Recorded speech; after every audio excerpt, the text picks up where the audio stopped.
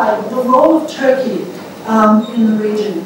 It's a terrific question, and we don't get asked it enough. And by the way, if you and Michael were back, I don't know which ones of you were able to see Michael when he was out here speaking. I think he's come more than once, actually. Yeah, indeed, and was it every time. Now, Michael and I are very different in a lot of ways, but I will tell you, he has my, I obviously didn't call it, but he has my undying admiration. He pegged Erdogan from the beginning. When everybody else was saying, including other colleagues of mine, by the way, were saying, no, the AKP is just representing another political trend in Turkey, and really they're not Islamist, they're just slightly more conservative. That is absolutely untrue. I think that Turkey is an unrecognized, enormous menace. Now, I want to sort of say that with a caveat, because the Arabs, the Gulf Arabs, and to a certain extent even in the Levant, are obsessed with Turkey as the sort of godfather of the Muslim Brotherhood. Hamas is part of the Muslim Brotherhood, and there's this other group that's the Muslim Brotherhood, and it's true, the Muslim Brotherhood is a vast network of Sunni organizations, some of which are terrorist groups. But I would say that Erdogan is more than that. We just put out a book, which I really commend to you, and I'm going to send it to anybody who would like it. It's called The Rise of the Revisionists.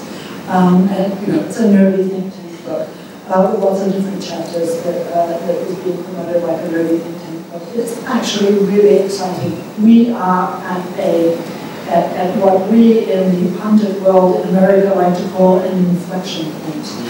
We are at a moment internationally in which we are seeing democracies which have been rising pretty inexorably over the last 50 years kind of plateau. And countries that were erstwhile empires, like Turkey, trying to assert themselves, and assert themselves without embarrassment. In the old days that some of us remember, if you were a bad guy, you like to put the word democratic in the name of the country, right? And like the DPRK, Democratic People's Republic of Korea, and you pretty much knew that if they put Democrat in there, that they were not democratic, and in fact they were anti-democratic. Now there's none of that. The view of the Chinese government is democracy is bad.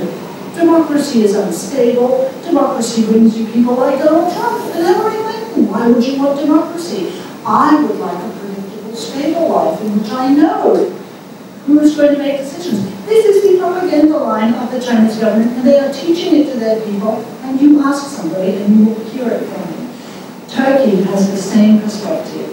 And they are articulating that regionally. Yes, it's true, the Turkish economy has gone downhill. Their ability to project power is not as great as it perhaps was when Erdogan was a little bit less out there. But I think this is an enormous challenge, and we see Erdogan supporting not just Hamas, not just extremists inside Syria, but really everywhere.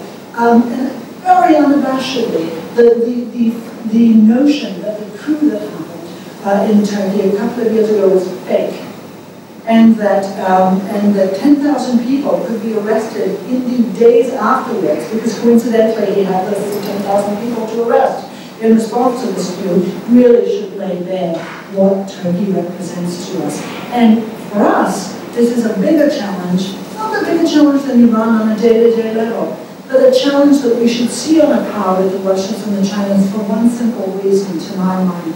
They are a NATO ally of the United States. What do we do when our southern flank, when the largest Muslim country in NATO is basically an Islamist Sunni extremist sponsor, terrorism, extremism? I don't know.